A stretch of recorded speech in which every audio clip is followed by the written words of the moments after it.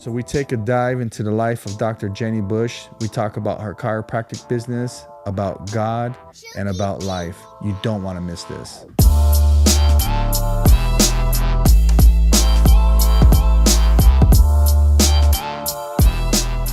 I want to welcome Dr. Jenni Bush. She's a chiropractor, owner and partner of AFC, correct? Correct. Mother, wife, Christian, I believe. Yes, strong Christian. And now a guest of the podcast. Welcome to the show. Thank you for having me. So, obviously, we met. I go to your chiropractic practice, right? Yes. And I was fascinated with the type of style you guys do chiropractic work, and I don't know if I'm saying that right. Because in the past, I didn't have good experiences, right? Mm-hmm. And so when I went to your guys' place, I was like, man, this is cool, right? And then I was like, well, I got to learn a little bit more about her, you know?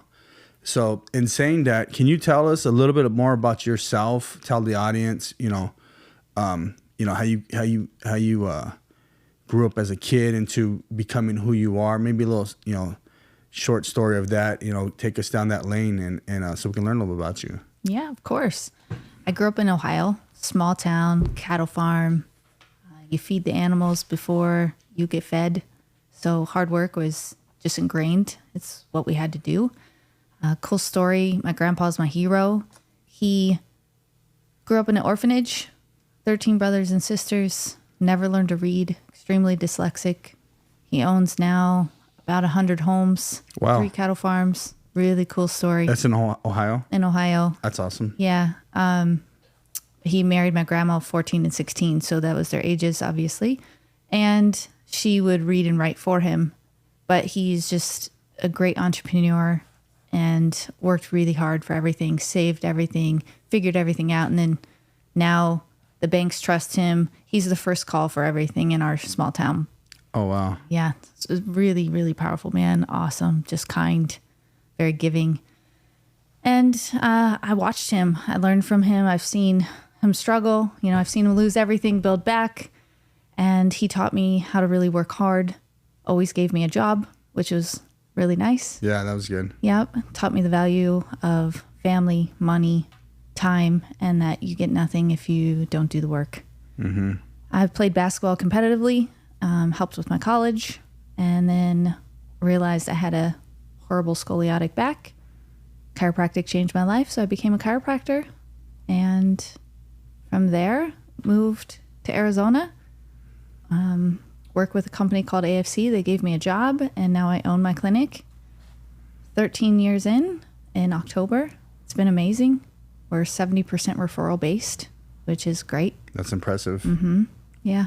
So you played basketball. Mm-hmm. What position were you? Point guard. Point guard. I'm a shorty. So was that high school, college? What was that? Both. Mm-hmm. So University of Ohio? Yes. You played yes. You played at University of Ohio? I played partly at the University of Ohio, yes. So you were good. Practiced a lot. Wow. So were you like a tomboy when you were a kid? I was a tomboy with that liked to wear heels. Okay. Yeah. So you just had some skill sets. Yeah. Where did the basketball come from? My dad played baseball at Ohio University. He was very competitive. Yeah. And he gave us a basketball, and my sister and I played. Yeah. I have a twin sister, so we played together. Mm-hmm. Does she live in Arizona or over there? She does. She lives here. 3 boys. So she followed you, or you followed her? I followed her. Okay. She had kids, and I came afterwards. Yeah. Was it like one of the best moves you made? Arizona? Yeah. It's a love-hate relationship. Yeah. I miss the farm, but I love Arizona. It's a great place to live, good place to raise a family, great Christian people. Uh-huh. That's what I've found here. Way better than Florida and Ohio, at least in my network that I've found. Yeah, yeah. So Ohio, do you go back often? 2 to 3 times a year. And so you said your grandpa was this big entrepreneur over there, and he still is. He's still alive, correct? He is. And so you think you got that entrepreneurial bug from him? For sure. Just watching him grind and just build and use his brain. Yeah, he could count money like I've never seen. He could look at things and see what it was worth with just looking at it. And he's must be on the spectrum or something, because he knows so much about numbers. Mm-hmm. And he could look at a house and I would think it's worth nothing. And he would just know, okay, if I do this, this, and this, it's worth that. Mm-hmm. And I think, he just would go through. I would ride with him everywhere in his truck, and we never had seatbelts, and he always gave us ice cream, and I was with him all the time. Yeah. Now he is passing the company on to my brother. So my brother's... Well, hopefully that turns out good. I hope so. So you never know how that goes. You never know. You never know, right? He has work ethic. It's a different story, though. Yep, he's been handed a lot of things. Yeah. Yep. That's even more different. Yep. So you're doing the chiropractic game, and you said you had like some scoliosis, or what'd you have? What's your back? Scoliosis, which is a curve in my back. Mm-hmm. It was genetic. My mom had it. My grandma had it. We never saw a chiropractor. Funny thing, my grandpa still sees a chiropractor, and he calls him a chiropractor. Mm. He wonders what I do. He's like, "Are you chiropractoring today?" Yep, every day. Yeah. And so you were diagnosed with scoliosis, a curve in your back, mm-hmm. and you're like, "Hey, I want to learn from this, grow from this, and be able to help other people." Yeah, it just changed my life so much. I wish I had known about it earlier. Mm-hmm. I always wanted to be a doctor. I knew that. I just had an issue with blood. Well, you are a doctor. Yeah, I just didn't know what type of doctor I would be, Mm-hmm. And then with chiropractic, I just loved it. Patients love seeing their chiropractor. You perform many miracles every day, right? And I didn't realize how much God blesses. He blessed my hands to help people. Mm-hmm. And it's nice. People want to come see you. Most people don't want to go to the doctor, but they like coming to our clinic. Your clinic. Yeah, because like I said earlier, I went to a couple different chiropractic places, and they were just terrible. Like, one used the little machine. What's that little thing that thumps you? Like an activator. Yeah, the little. Mm-hmm. Right. One used that only because he was too lazy to use his hands. And then I went to another one, and then I went to the joint a couple of times, which is real basic. Yep. But at your place, you guys, you take you through different stations, and mm-hmm. you guys offer so much more than, like, say, the normal place. How does that impact your customers and the people in your lives? Yeah, well, chiropractic is a piece of the pie of our clinic, right? Yeah. We have a full integrated medical clinic, and that's because just adjusting somebody's not going to fix their issue. It comes down to chronic inflammation, poor posture, sleeping positions, bad diet on the weekends that flare them up, not drinking enough water.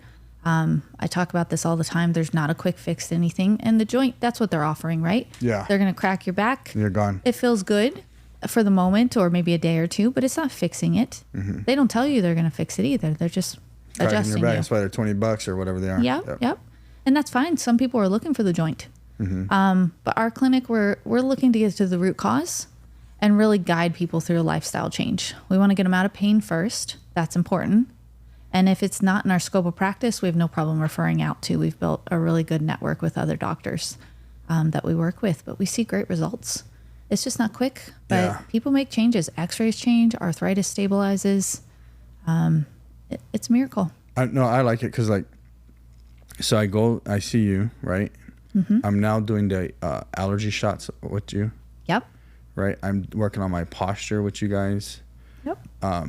What else do we do? Like oxygen levels and stuff, and mm-hmm. laser treatments and balance tests and stuff I never even ever did before or even heard of. That maybe you got to be like with some sort of athletic doctor or sports physical therapy type thing. You guys kind of offer those services. Yeah. So cool. Yeah, it's a vital component. You can't just look at one thing, and that's where medicine has went to, and that's why there's so many specialists. Yeah. And part of it's insurance-based and money-based and corruption. Mm-hmm. We want to go down that route. But God made us so cool. We're so complex. And you cannot just look at, you're going to come in with back pain. Sure, I can adjust you. It's going to help. Yeah. But it's going to come back if we're not really looking at underlying causes of lifestyle, diet, nutrition, and movement. Yeah. So you have, how many employees are there? I have 13 employees in office and then 3 other for billing. Yeah. So 16 employees and then yourself. What are things you've learned on how to manage and, because it's different working for someone and then to actually being in charge of them and the finances and all those things. How do you implement changes and try to help people grow? I know we've talked about some of this stuff when you're popping my back for 2 seconds.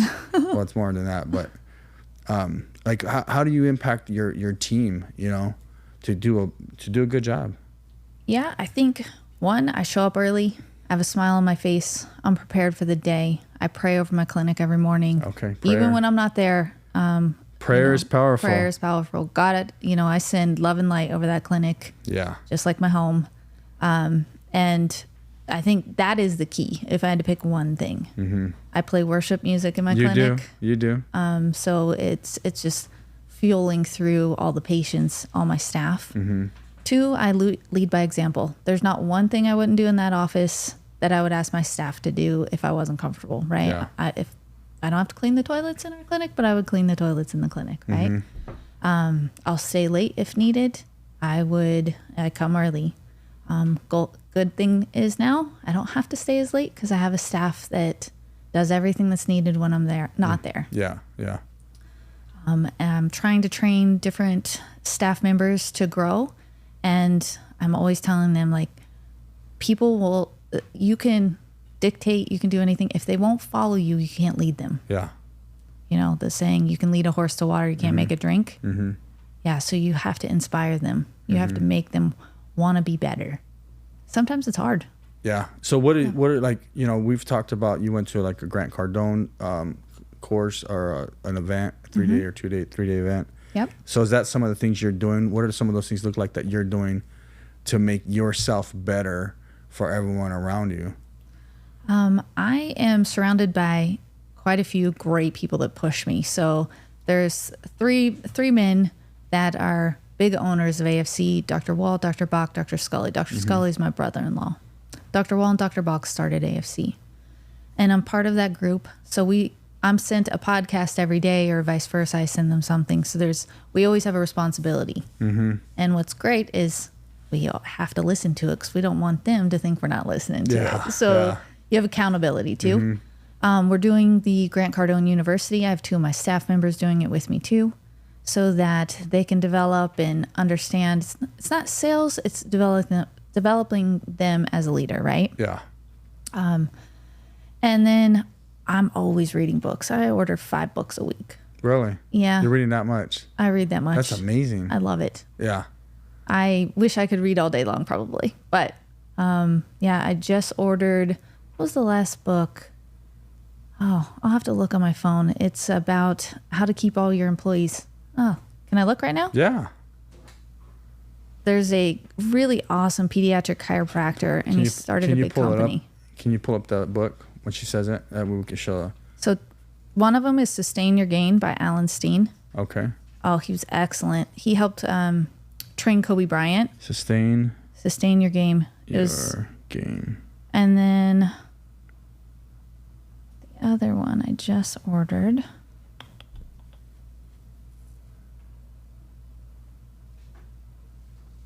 Never Lose an Employee Again by Joey Coleman.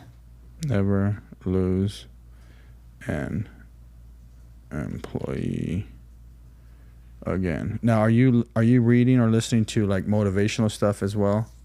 Yeah, I do Grant Cardone 40 minutes a day minimum. Because that's part of my responsibilities. Yeah. I love Dave Ramsey. He's great. Just Entree Leadership, his podcast. He reminds me of home with his accent and the Alan Steen. I just listened to one of his. I love Joe Rogan. Yeah. His are a little long for me on his podcast, but my husband will be pop into that one, listen to that. Yeah. And you can what I do on some of those Joe Rogan, those guys, I'll just try to get the shorts from their podcasts, because they'll post the nuggets, There's a book we just started at our church, actually, and it's called The Awe of God, A-W-E, by John Bevere. I just heard about that one. It's a brand new. Yeah. Oh, yeah. Yeah. And it's super powerful. Like, I try to, what I try to do is I try to do the motivational stuff, right? I'm learning a lot about real estate, and then I'll throw in like church stuff, like, different preachers or teachings, or, because I try to balance out my mind. 'Cause my mind, me personally, I can go too far one way real quick. Yep. Right. So I try to balance it out. And so I'll listen to like Stephen Furtick. I don't know if you've heard of Stephen Furtick. He's a really good young guy. I'll listen to his I'll wake up like early in the morning and stretch out and do a little bit of exercising. Should be doing more, but for sure stretching. And then I'll listen to like a sermon, a small sermon or something, to get me going, or some praise and worship. Just because my mind is going a million miles an hour, and it's mostly about business, right? Yep. So you're doing the Grant Cardone. I love the sales stuff, because everything I truly believe everything is a negotiation. Like, I had to negotiate with you to come. Everything in life is negotiation. Everything. Your kids. Right now. Yep. I'm trying to not let you talk. And you're like, I got to talk. I'll try to talk.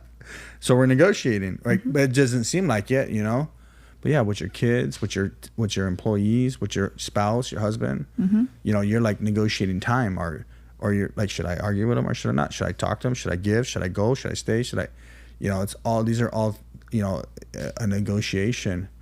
And I think if with the sales, I really think it helps to become a better negotiator of your time, right? Our own personal time. That way we know what's important and where we need to spend our time. Yep. And then when we're in the moment of the business practice or whatever it is, we can be impactful with the skill sets that we learn. Yeah, 100%. Right? Yep. That's the only way you can 10x anything, right? You have your vision, your focus, and it can be it has to be on a few different things in life. If you're a parent, you're hopefully 10xing your parent skills. Trying. As a wife or a husband, same thing. Your business, power of your church. You don't want to spread yourself too thin. And that's where like putting yourself in too many businesses can do that. But yeah, I get up every morning, 4:00, sometimes 5:00 if my little guy doesn't sleep through the night. And I'm always reading the Bible, making sure I'm listening to something for business, but also meditation, because my brain will go straight to work. And that's not good either. So like when you're trying to meditate, would you just trying to get like not listen to anything, or what do you put on music? What do you do? What's your practice? What do you do? That would be just quiet. Usually just reading the Bible. That's my meditation right there. I'm kind of blocking everything out, closing your eyes, or reading the Bible and just block everything out. Yep. It's so hard. It's hard. I can't even read anything without thinking about something else. It's almost impossible for me. Have you ever done hot yoga? No, I don't even know what that is. Oh, it's horrible. Is it like sweaty hot yoga? Yeah, like 104 with humidity, and it's the only way I can get my mind not to go in other directions. Doing that. But it doesn't feel good. It feels good afterwards. Oh yeah, you're refreshed and all your toxins are out and all that stuff. But it's hard. Yeah. And I mean, it's really hard. It's difficult. Most things in life, I don't ever look at it as that hard. Unless it's like just a horrible trauma or something. Yeah. I like things that are hard. That motivates me. So the challenge. I like challenges. Like, can I get through it? Can I get over it? Can I get how do I fix it? How do I whatever? Yeah. How do I win? Yeah. How do I do this? That's sports, right? Yeah. So you like competition? Yeah. Oh yeah. So how do you compete with your husband? No. You compete at like in games and stuff? Yes, of course. Are you like super competitive? Like if you lose, like you throw the board game? No. Is he like that? No. Oh, okay. No. But there's always a competition. I like to beat him. He's really good at sports, especially golf. Oh, cool. Yeah, he does the simulators or something like that, right? Yep. That's amazing. That's so cool. So anyone who needs a simulator, golf simulators, right? Yeah, so he helps build out facilities, something like this, for golf. So if I wanted a golf simulator thing, I'll just call him. Tim's the guy. So he's putting them in like apartments and like these high-end apartments and stuff like that. I think they will have it. It's been more like all the college campuses. Well, like for the golf. my in-laws, they live in a high-end apartment complex. Yep. And they have one. Yeah, so his would be, they probably didn't have to have what he puts in because he has putting platforms that articulate. So you can set. Oh, no, they don't have that. Yeah, Yeah, they so just you have a can- screen. Yeah, so it's a little more high end probably, but even their company is coming out with things that are a little less expensive. So, because golf grew 300%, I believe, during COVID. Never Wow. shut down. Yeah. Yeah, so It's outdoors. outdoors. Yeah. Didn't have to wear a mask. Does he do coaching or training? He's really good at it. He does not. Maybe I could have him help me. I need to learn how to golf. He could. He's really talented at it. It's more the time, right? Yes, the time. Golf is It takes a forever. lot of time. Oh my God. You go 18 holes, it's like 3 hours, 4 hours. no, it's like 6. Yeah, it's forever. I'll just know it's forever. Like you start in the morning, you're like, oh my God. Then you eat in there and you're, Yeah, I'm just like, I don't have time for all this. it's good networking. I mean, That's why I want to get good at it because at least I can go do like half the course or something. Yeah, when I go, we do 9 holes. I hit for 3 holes, and then I drink a glass of wine And you're done? and drive the cart. You're like, I'm done. Too much. I'm not good at it Yeah. because you have to practice. You have to practice. Yeah. Yeah, you have to practice a lot. Yeah. Yeah. So So I like this. What do you think, you have like, so we have employees and you have challenges, right? And so what do you think, like when challenges arise and within the company, because people have a hard time with challenges within a company, because the challenge within a company goes home, right? So like, I know if we're having something happens like dramatic here, something crazy or something, I take the problem home, right? Or maybe another employee takes the problem home, What do you think about that? How do you handle that? I have a great husband that tells me enough. You like calm down? He just says, we're not going to talk about it. Yeah, and that's it. Yeah. Oh wow, that's cool. But he's also there to listen. But most of the challenges, and you're probably the same, they're usually the same challenge. You didn't handle it, right? Mm-hmm.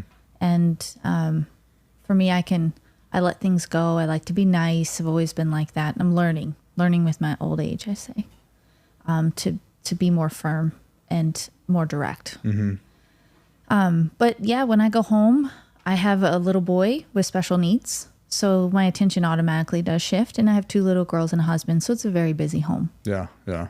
So I am blessed now at work. I don't have tons of big things that come home, but when they do, Tim will say, okay, go get a bath, let it go. We'll talk about it in the morning, get up, pray about it. And I journal about it before I go to bed. I journal what I would like it to change to. It That's seems good. to work. Yeah, so you're saying, explain that to everyone, well, to me too. What do you mean you journal it? Like how you want it to look or whatnot? Yeah, so I learned something. It's called 369, and it's about your vision.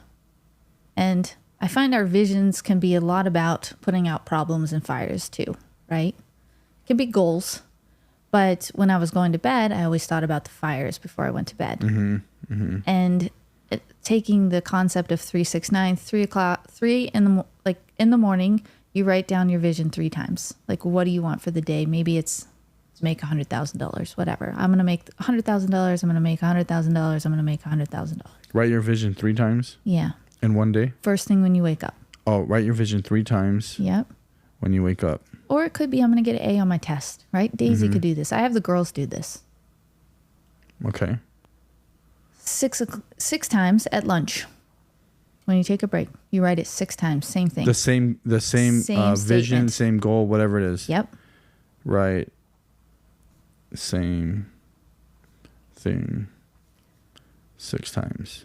And then when you lay down to bed, no TV, no phone, you write it down 9 times. I love it. Same thing. So where'd you learn this from? It's called Project 369. Is that a book or is that They have it. They're on Instagram too. They have a book. The book's pretty good.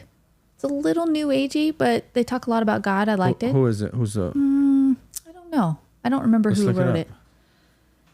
So 369 Yep. vision. But the most important thing is you write it 9 times before you go to bed. No technology, nothing to take your brain out of the focus of the 9 times. Close your eyes and you vision it happening. And you literally repeat that until it happens. Yeah. Sometimes it's a short thing. I want to get A on my test. You get A on your test. Yeah.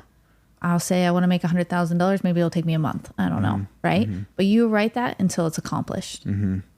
Because we know if you vision it, it leads to it. Yeah. Right. It says it in the Bible. Write it down. Make it plain. Yep.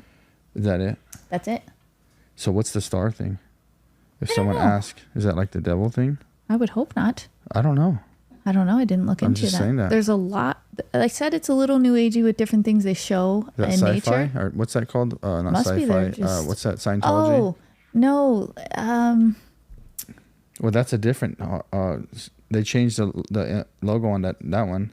So it goes into law of attraction, which makes sense. Your vision, right?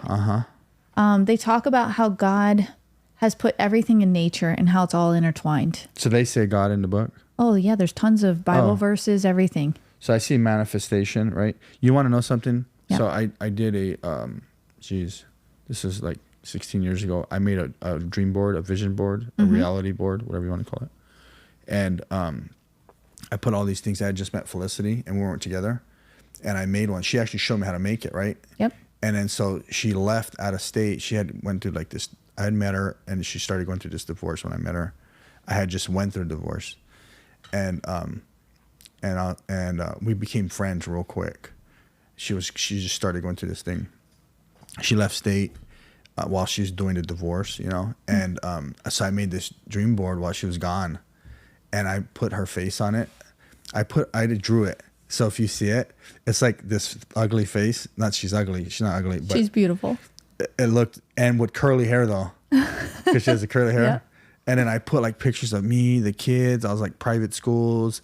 I put our drywall company before we even started it. I put all kinds of things on this board, and I looked at it every day for 5 years. Right? We got together, but it was like one after another, like manifestation. Like, and that's why I was like, I love this kind of stuff because I really believe, like, it's in these principles are in the Bible. They don't say 369. Yep. But you write it down. I mean, and everything we say is a prayer, right? And people don't understand it. That's why we got to keep it positive and not be negative and all these things, because when we're putting something out, it's like it's going out to the world. Yep. To the world, right? It's no different than like a cell phone sending out a signal, a radio wave. Our voice, what we do, sends out a wave. It's going. Yeah. Right? Yep. And so we want it to be like all good, you know? I mean, every person you meet, come in contact with, you connect on their energy level that the Lord made. Right? Yeah. Let there be light. Yeah. Well, they call it vibing and all these things. And I love the 369. I think it's cool. I'm going to do it. I'm going to try it because anything I can do to gain a competitive edge, I just got to see what that devil sign was. I'm just kidding. I don't know what it is. I didn't look. I know it talks about the law of numbers too. And I can't remember exactly, but how the numbers integrate into the law of nature. Everything built by the Lord from the beginning. What's really, really cool, and going back to like vision, is this world currently wants to remove all vision, right? Oh, yeah. They're trying to teach our children not to want to visualize anything in growth. Yeah. And that's like our because they're removing the Lord from everything. Yeah. Yeah. And our Lord is good. No, He's amazing. It's so true because, like, think about it. I don't know if they want to remove our vision. I think they want to change the vision. Right? Yeah. Because, like you said, they're taking God out of everything. And the foundation of our country was built on God. Yep. I mean, it's on the money. Yep. Right? And then they're like, take it all out, right? Take down the flags, burn them up, do all these weird things, right? Put up rainbow flags, and you can put up your rainbow flag. It's cool. But they're taking everything away that we all believed in, right? And so, like you said, the vision, they're changing it. And it's like, was this what we really want to visualize? If you did a 369, is that what you really want to see? You know? Well, if you decrease also your vision, you're much easier to control. That's exactly right. Yeah. You know? Yeah. Yeah. No, yeah, because if you have nothing to stand for, you will fall for anything. Yep. And then that's when we're in trouble, right? Yeah. And I look at it like, if my grandpa can do it during the Depression, can't read or write anything, and how successful he's done. Oh, I'd love to meet that guy. Yeah. It's so cool. Even, and not just money, you know, the relationships he's built and the people he's impacted and given to. Anybody can do it. You can't make an excuse for it. Yeah. Like, he can't read anything. That's so cool. He's probably helped so many people. Yeah. Well, especially he has the rentals, right? So the rental property is like, people always think, well, they're greedy or whatever. But I can't imagine how many times he's probably let people stay for free, or help them with another extra month, or help them move in, or help them move out. All the time. That's the issue my brother's having. He's like, you haven't collected rent from this home in 8 months. We have to evict them. Hey, and my grandpa's like, you can't. They have kids. But and you know what? like, That's what that old school mentality is what's kept him where he's at, and it's what's got him to where he's at. Now it may change with your brother, right? You know, because generations change, but that it's good to still have that. You know, of course. Like you have. So I'm learning a lot about multifamily and all that stuff, and everyone that was like, raise their rent, kick them out, raise their rent, and I'm like, you know, I don't know if I can stomach some of that, right? I want to, right? And that's why you get a property manager, because you can't stomach it as a person. Yep. You know, you have to, you're like looking at the people and you're like, shoot, I can't just kick them out. You know, but that's why he's so blessed, because there's like, there's a give and a take, right? Especially, you know, when you're a believer, and if you really live a good, blessed life, is you have to be a giver, right? And we have to know that even if we give and it may hurt, it will always come back tenfold or more, right? So I have a friend, and he's doing he's creating these trainings, like schooling type thing, curriculum, and it's called Thrive, right? And so I'm one of the ambassadors. I go and speak with him in California, like almost every month. I think I go, and so he's growing this thing. And he has a full-time pastor on staff now that's helping, and they're getting into. I think they're in like 500 churches now, and they're creating a marketplace ministry. Something I kind of want to do. And he's getting into a university now. His teachings, his curriculum's going to university, and he was telling me a story, and someone was saying, you know, you can monetize this. And he said, he looked at them and he said, why would I? I've been doing this for free, and I'm worth X amount, hundreds of millions of dollars, right? And he's like, first of all, I don't need it. And me doing this for free is what's got me where I'm at. Yep. You know what I mean? Why would I change anything about it? You know, that's what I tell people. Like, if you're doing something really good and it's getting you further and further and further, please don't change it. Yep. You can make it better, but please don't change it. I tell people at church, they start coming to church something and they start doing good or something. Please don't change it.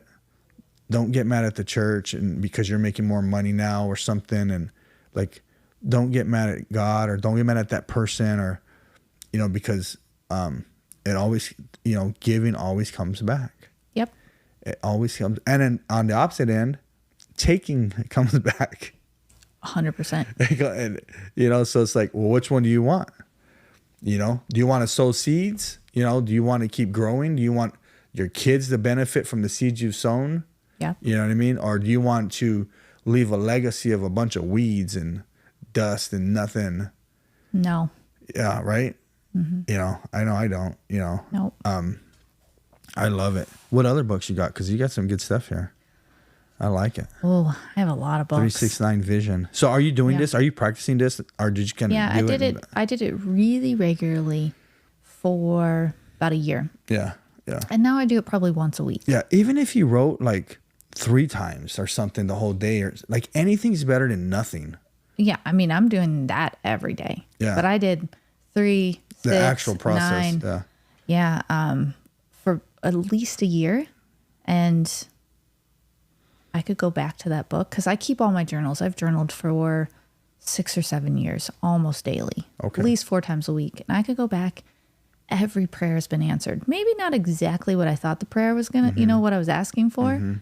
Every prayer has been answered. And I'm just so thankful for that. But I make sure, and when I'm praying, I'm so thankful for everything I've been given and everything that's around us and surrounding me. So yeah, that all of that works. I've read some really awesome books. Do you do ebooks? No, I like paper books. Yeah.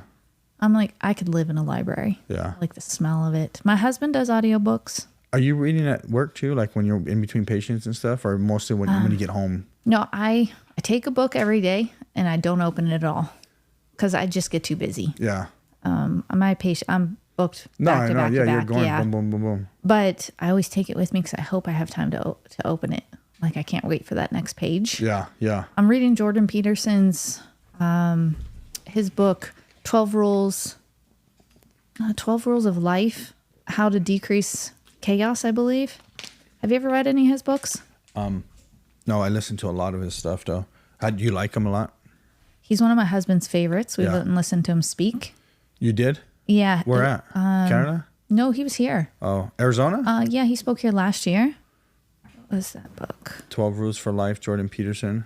Yeah, right there. The Antidote to Chaos. I have one of my staff members reading that with me. So my husband thought it was an amazing read. I love the 12 Rules of Life. It's a little bit of a hard read because he's long-winded. And I get a little dreamy in that. Like it'll take me longer. The big words. I like the big words, but I grew up in Appalachian, Ohio, so most of them are brand new to me. Oh, the big words? Yeah, me too. I need to start using some big words. So Jordan, what do you like about Jordan? I mean, he's so smart. He's very smart. Right? He's so smart. And he speaks the truth. Yeah. Like one of his rules, let's look at it. So if I had to guess, you're a Republican. I'm a very conservative person. Yeah. I'm in the middle now. Yeah. Yeah. More I changed independent? I changed it to Okay. independent. Don't get mad at me. Not bad. But yeah, I'm the same way. Yeah. It's entrepreneurial capitalism, like get out there and get to work. Yep. COVID, we didn't shut down one day. Right? I mean, we didn't really know what to do. Nobody knew what to do, but we went to work. Yeah.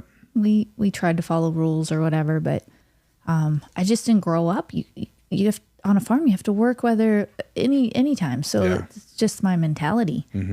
I look at it as if my business fell apart, I'll build another one tomorrow. Yeah.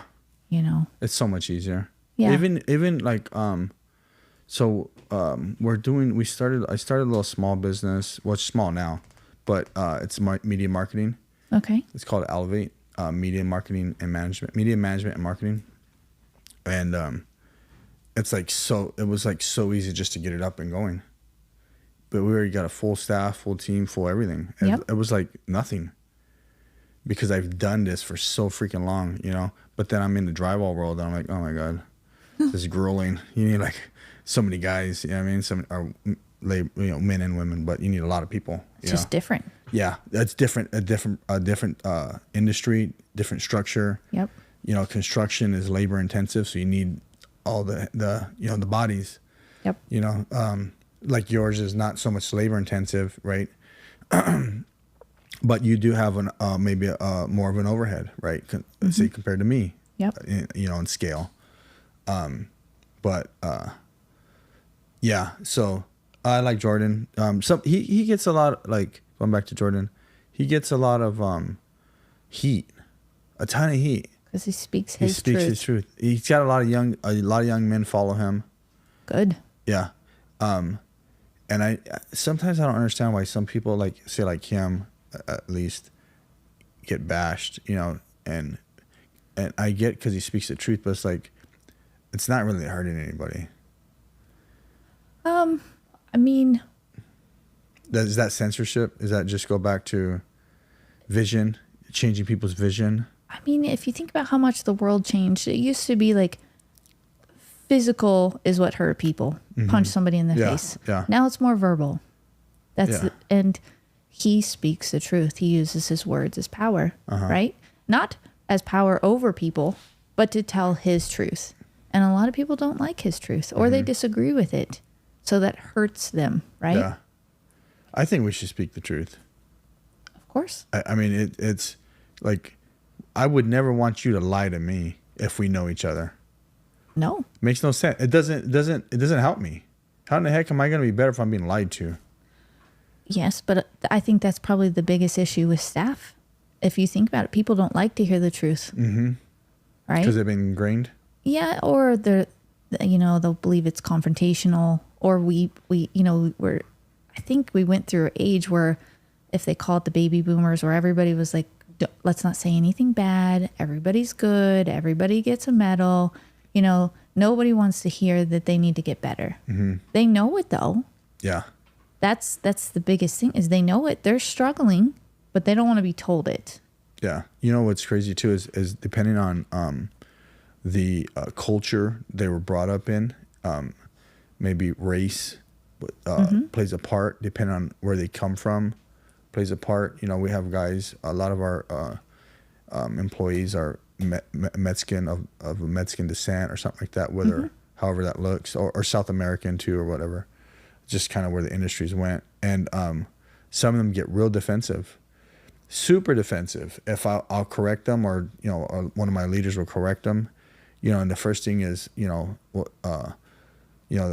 say, like, say if you said, hey, that thing's wrong right there, it's built wrong or something. Oh, you think I can't do my job? You think I'm break it? I'm gonna lie? I'm gonna steal? I'm gonna cheat? Like, dude, I just said that's wrong. Like, let's fix it. Don't worry about it. Oh, then if you don't like it, I'm gonna quit. We get a lot of that. Like, they don't want to hear the truth, so they're ready to quit. And then I have to be like, dude, quit freaking crying. I just said that. There's no reason to quit. Let's just get better. Suck it up. I don't want to be mean about it, but like, there's no reason for it. I mean, and that's part of it is people are living in fight or flight, right? They're living in that they need the next paycheck. They need, they're also raised in that thought process. Mm-hmm. And I think that's the biggest thing with staff or with employees is that's the biggest thing in leadership is developing them to understand, like, we all make mistakes. Yeah. We get better from our mistakes. If you're not making enough mistakes, you're not growing. Yeah. Right? Yeah. And that's what I'm trying to tell my kids. My daughter she's trying out for a state team this weekend, and she just started playing soccer last year. I don't know if she'll make it. She needs to practice more. But I'm excited for her to go through something like that and maybe not make it. Yeah, because you're gonna see some character. Is she gonna get through it? Is she gonna have a hard time? Do you gotta work on her? Or she's gonna like, screw this. I'm gonna go after it again. Because she has a great life. Yeah. I'm like, man, she needs to struggle a little bit. Yeah. Right? No, I totally get it. There's really nothing she wants for. Yeah, because you guys are blessed. Yeah. And how old is she? She's 11. Okay, 5th grade, 6th grade, something Sixth like grade. that. Yeah. So Daisy went to high school. Yeah, it's a different world. It's a different time. It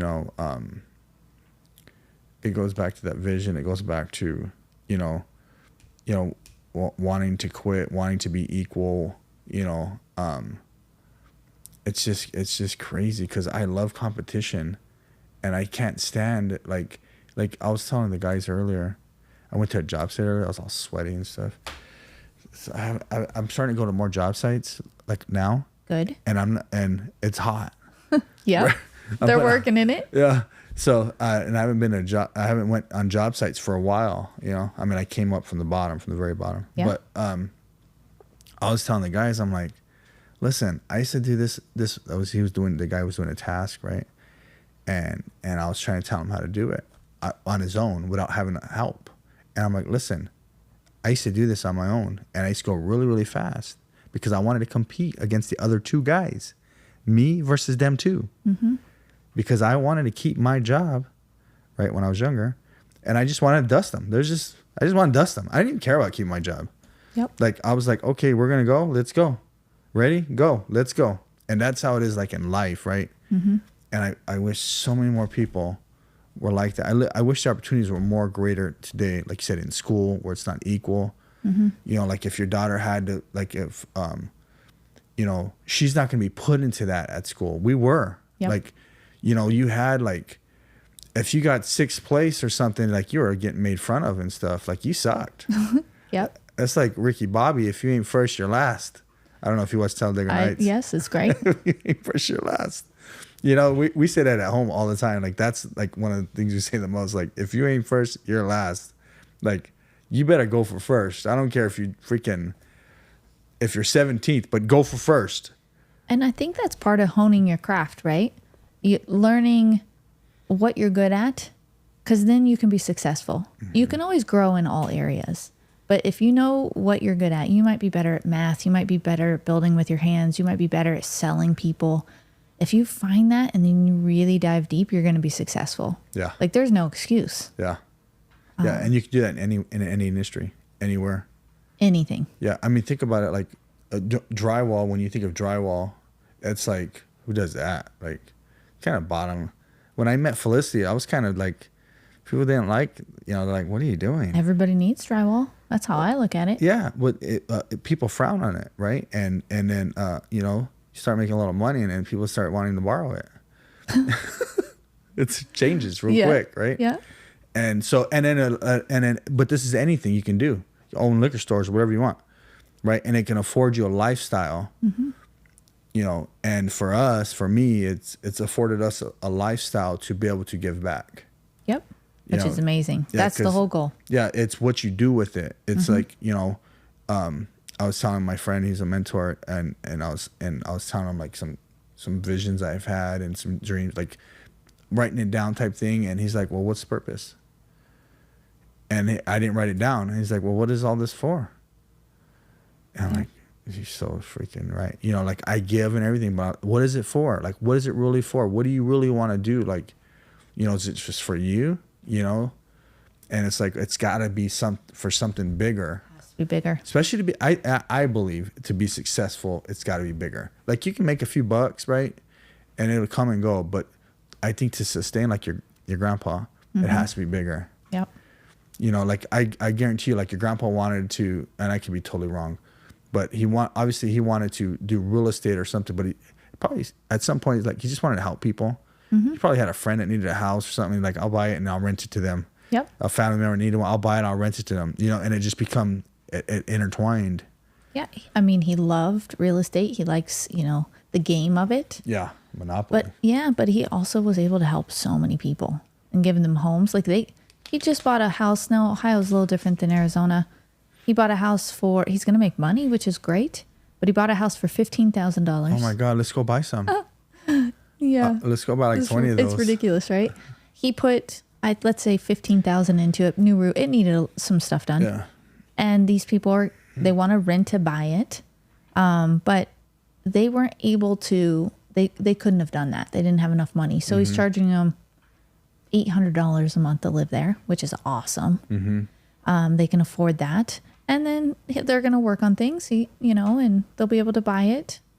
But he's also making money, but he gave him a home. Mm-hmm. It's a win-win. So it's a win-win. Everything's got to be a win-win. Yep. It can't be a lose. Like Felicity said this one time, and the way she said it, it was impactful to me. And she had said, I think she was telling my daughter, or she was telling somebody. She said, but she was telling me the story, and she's like, and you've heard this, is if there's a winner, then there's got to be a loser. Mm-hmm. So if I want to win, even though it's this competition, right? I got to make sure who I'm winning against. Mm-hmm. Because do I want the person to be the loser? Is it going to impact him? Is it going to affect him? Is it going to, you know what I mean? Because you still got to, like, even though there's competition, right? We still got to be like, we still got to watch what we do as leaders.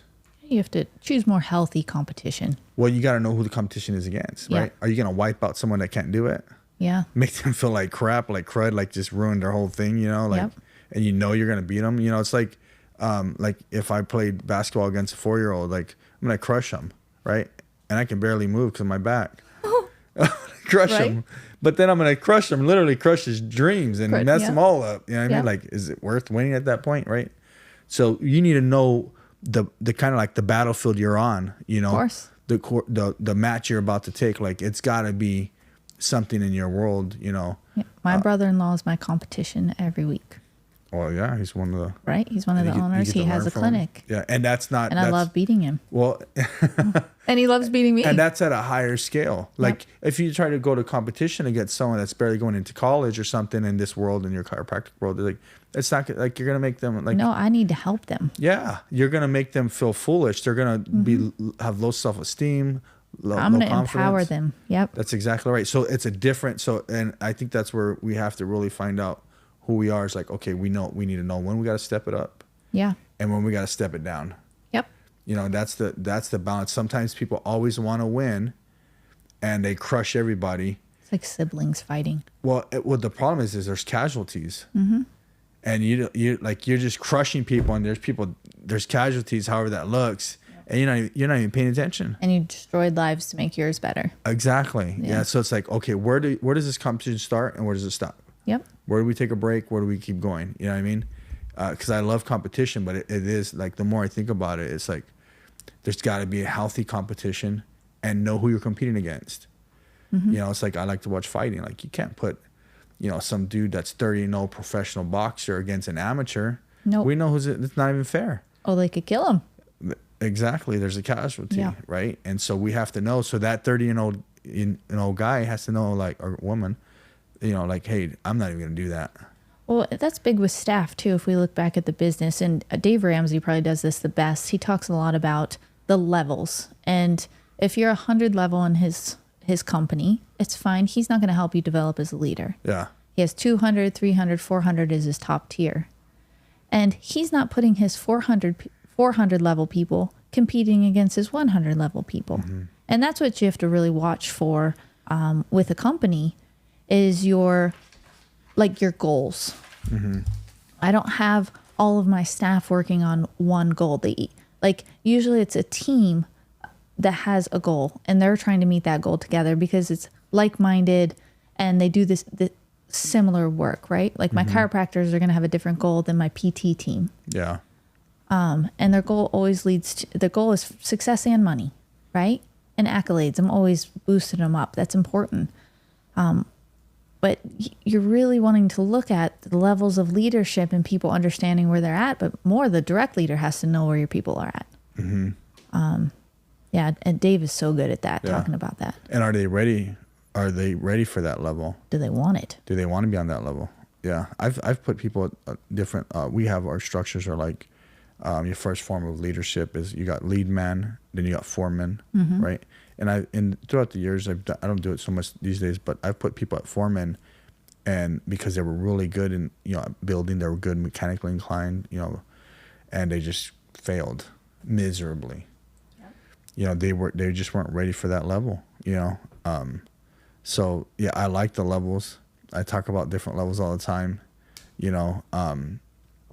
What you were telling me, you were doing something, and you did something today in the morning that you were like, I was really proud of this. Your meeting, tell us a little bit about that meeting. Oh, yeah. So we do monthly meetings, right? We're going over our last month, our numbers, our goals, but also how the staff's going, our successes. So every day we do a meeting talking about what the day's going to be. Yeah. It's 45 minutes before patients come in the door. And then every afternoon we do a success story. So it's 3 minutes of celebrating 3 successes. A patient that came in that was better, something that was going on, a success with a staff member or another staff member saying, hey, they did this great. Mm-hmm. And then a success of a stat. Maybe we saw 40 people that morning or something, right? So we're always leading with our successes first. But we do a monthly meeting, and I love goals. I like competition. Mm-hmm. Not all of my staff likes to live in that. Yeah. For me, it's easy. It's what drives me. So I'm always trying to go over and think about, okay, how do I go over goals without them just thinking that it's money related? Because it's really not at all about the money. It's about the success of a team, which feeds 15 to 18 people or families, right? Yeah. It's also about all the patients we've helped. Mm-hmm. The miracles of, I worked on a 3-year-old baby or a 3-day-old baby the other day, and they pooped for the first time. Like there's just cool things. But we did, I based it on the lottery because it's really easy to dream about the lottery. Somebody hit $1.4 billion yesterday, I think, on the Mega Millions. Right. I wonder what the first thing they're going to do. Wow. Hopefully they live. Hopefully, yeah, they don't tell anybody. Yeah. Because people are going to want it. Yeah. So I found this on LinkedIn. So it's not even my idea, but it's where you say, okay, your staff, you have $20 million. Hold on, you're on LinkedIn? I'm on LinkedIn, but I don't use it much. Yeah. We'll find you. Okay. So $20 million, prioritize, pick 5 things, the first 5 things you want to do with the $20 million. And then you're going to cut it down to 5 minutes later, you have your priorities, what you're doing, which none of my staff said quit, but they were lying because I think they would all quit with 20 million bucks. Maybe not. I wouldn't, but Quit what? What would they quit? not work. Really? What, 20 million? I don't think they would. I would. You would quit? I would not. Yeah. I'm thinking I need $1 billion No, to they do would my quit. dreams. They would quit. Most people would quit. Most people would. $20 million. Yeah, it's nothing. I go through $1 million a month. Well, you're blessed. I know, but it's nothing. But you think bigger, Yeah. right? You dream bigger. Do you remember when you were little, everyone's like, if I had $1 million? Do you remember that? Yeah. Now a kid costs more than $1 million before they're 18. And some people like retired, they got that million and stopped. And they're living off 60 grand right now. Well, It's terrible. Life's a lot more expensive too. That's when you could buy a house for $60,000 on an interest rate of 18%. Okay, so then you give them a few minutes and you're going to go to, okay, now you just won $5 million. What's your core priorities and values of that money? It's definitely changed since 20 million. That's a big difference. Like for you, I would have said $1 billion to 50 million. And then the last one I gave them was 100,000. And because like they had to make a shift, right? Yeah. And the whole concept is to dream big, you have to start small. Yeah. And starting small means one step at a time. And then you get bigger and bigger and bigger. Yeah. And this is what I'm relating to our patients is like, we're looking for a goal when somebody comes in. Pain is easy. You know, yours might be a little more complicated, but I figure like whatever. Pain is something that comes and goes. But what's impacting their life? It could be sitting comfortably in their chair for 2 hours doing a podcast. They can't sit there. They can't do their job. Yeah. It could be getting on the floor with their kids. So we're looking for a goal that we can impact immediately. Because if somebody sees a shift or a change that they win at, they're going to keep getting better because they're going to want to win more. Yeah. Same thing for goals. If we're setting it, let's say we need to see 500 patients for the month or something like that. Well, if they don't know where they're at, they'll never hit that goal. Yeah, I agree. But I just liked it. And then I had them do a scratch off afterwards and somebody won $50. I love the success stories. Hopefully I'll become part of that.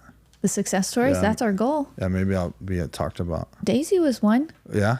Yeah, What was I it? mean, What did you guys talk about? when I was working on her and she had had so many headaches and over that area she had hit when she was little and I was working her cranials, she had no pain after 2 weeks. Now her headaches, I knew they'd come back with stressful events because it's traumatic injury, blah, blah, blah, blah, blah. You know, that's awesome. She injured her head at 2 years old. To get pain to decrease in 2 weeks in an area is great. Yeah. Well, it came right on time too because she's just starting school and it's like, you know, she's going to Great Heart. So it's challenging, a little bit challenging, about 2 years ahead, I think. So I love it. Yeah, it's amazing. So we got to be on the wins. I'm gonna take the success stories.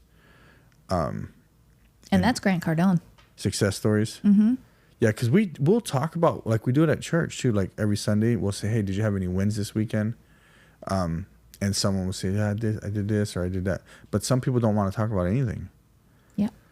You know, and I like that because I'm gonna integrate that, whether it's a win here or a win at home. A win's a win. A win's a win. Like you did, something good happened. Pick a few topics. Yeah. We do 3: a patient, a staff member, and a goal. So 3 topics. I got to figure that one out. So you do patient, staff member, and a goal. Okay. So yeah, I'll figure that out. 3 topics, success stories.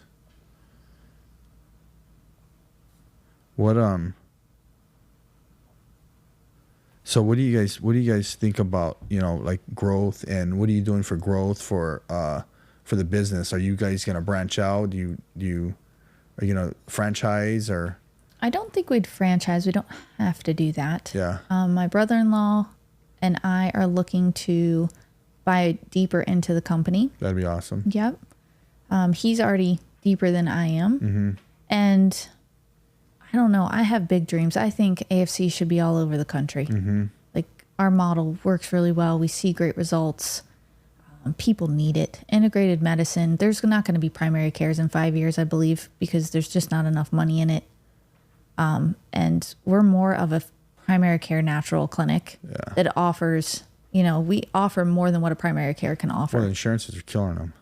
Oh my gosh. The whole deal. Yeah. A primary care has to see you in 7 minutes just to keep their doors open with their overhead. Yeah. Because malpractice is so expensive. Paying your secretary, paying your billing team. And insurance is cut. They cut their costs, their pay, or what do you call that? Yeah, so like it's like a established medical exam. My dentist just cut me out and said they won't take my insurance. I'm like, man, what the heck? Because they can't bill enough. Insurance is a mess. It's corrupt. So do you guys deal a lot with insurance? Yeah, that's the nice thing is we do take insurance. Yeah. I would say most people are understanding this. Your insurance only covers it's a limited liability coverage, right? That's what we tell people. It only covers a portion of it, which is nice to be able to utilize. But I would say 60% is on the patient to pay. Yeah. And sometimes it's cheaper to be cash. I'll have a patient come in and their chiropractic copay is $100. Our cash price is $60. Yeah. So what do you do? Tell them they shouldn't use their insurance. That makes sense. Yeah. Some people still want to. And I'm like, they still pay the higher balance? They have to because we're contracted. That's funny, huh? Yeah. It makes no sense. I mean, we tell them what's best for them. We're not going to, we're not going to hide it. Yeah. Yeah. I'm not in there to hide and just make money. Yeah. We're in there to help people. I mean, it's part of business too. We have to make money to pay for all the families that work for me, but it's, to help people first. Yeah. Yeah. So what as we start closing out, what's something, you would say to that young person coming up, trying to be better, trying to make a name for themselves, whether it's in your industry or another industry, because it's basically, like you're doing great things, right? And, I'm doing good things, great things. If I can do it, if you did it, what would you tell that person that's listening? I would tell them nothing's easy. You got to work really hard. You have to work harder than everybody else there. And you have to be ethical, right? Like integrity is huge. Yeah. And if you make the right choices and you do whatever you want to do for the right reason, you're going to do great. Yeah. But it's not going to come for free. Like, you have to put the sweat equity in or the money in, both, right? Yeah. I have 2 of my staff that have left to be chiropractors. Hopefully they come back. And I would love that because they've seen it, right? They know what it takes. So that's key. I've been saying, like, I tell the guys, they're like, are you working a lot? I go, well, I'm working half days. And they're like, what do you mean? Yeah, 12 hours a day. Yeah. That's minimum. I think lately I've been working a lot. Probably, it's not good. It's not healthy, but I've been working from like 6:30 to 8:30, 14, 15 hours a day. But I have to at this point. Right now, I have to. There's moments you have to grind. Yeah, I'm in that moment. Like, there's times where I worked 8 hours, or 10 hours or 12 hours, a half day. But right now I'm putting in 14, 15 hours a day. And it's okay. Yep. It's kind of easy for me. Because, you like that. I've done it a lot of times, I mean, when we started the company, it was, 16, 17, 18 hours a day. And if you're passionate about it, that's huge. Yeah. And if it's just got to get done. Yep. Like, who else is going to do it? I got to look this up before we finish. Because it was from Alan Steen. It was great. I took notes on his stuff.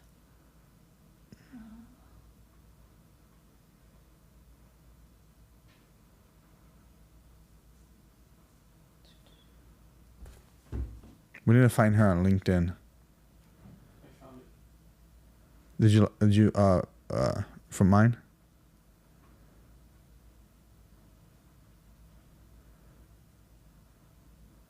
Yeah, Yeah, you need to read his book. That book was excellent. There's a couple things I've learned too. Living in a 90-day sprint as a business owner. You ever heard about that? So every 90 days, you're supposed to take a vacation. From work. That'd be nice. You don't have to travel, but you have to live in the vacation where you check out 24 hours. Maybe it's a week. Or like a staycation if you're here. Yeah. They say not to do it at home. What's the name of the book? That book? The 90 Day what? Oh, that is not a book, but I think that was from Dave Ramsey too. Now he would say not to spend money probably, but yeah. But it's a 90-day sprint. You just live in that 90 days because you can do anything for 90 days as long as you have a goal that you're going to get a break, right? I like that. 90-day sprint. 90-day sprint, then take... It could be a 2-week vacation. It could be a 1 day. My husband and I will like do an afternoon at the spa. Is that what you guys do? Yeah, or we'll go on a vacation or a trip with the kids. That's not a vacation, but at least it's time away, right? So the trip with the kids is not a vacation. No, that's because a trip. you're still working. You're living in it. So I don't know. Well, like we go on we sometimes Felicity and I we went we haven't done a lot of things, but we went to New York a couple times by ourselves, Florida. That's probably it. And we go. It's like we do it wrong. We do a date a week. That's good. We try to do that. But we changed it up. So a couple weeks ago, we dirty bar hopped and played darts and shuffleboard. I mean, it was great. We went axe throwing. Sometimes we'll just go to dinner. Mm-hmm. But I feel like we talk about business at dinner. Because it's just too... It's quiet. Yeah, it's just like... We try to do stuff that like you would have done in college. Yeah, because it's keeping you active. Yeah, or spa where you have to relax or something. But that can be expensive.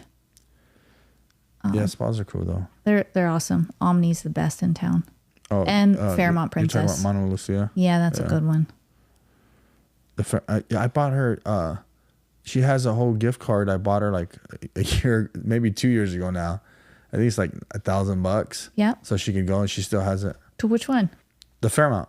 Oh my gosh, they have a new facial place. She's got to go there.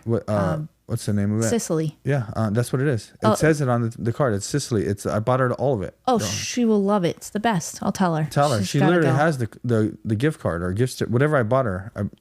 It's from Sicily. Yeah, Sicily. I think it's Sicily with an S. So this is probably like maybe a year and a half ago then. So let me see, or maybe it was last Mother's Day. Anyways, she has it. She ain't doing that. She needs to go. I was like, well, let's just go there and because you can use the money however you want. Yeah. Yeah. But you could go there and just hang out by the pool. That's what I told her. I said, let's just go there. We can go. You can get get worked up, whatever you need, and then we'll just rent a room and just chill. They're the best. Great Christian people too that run that. Oh, really? Run the Princess. Yeah. The Miller family. They're amazing. Amazing.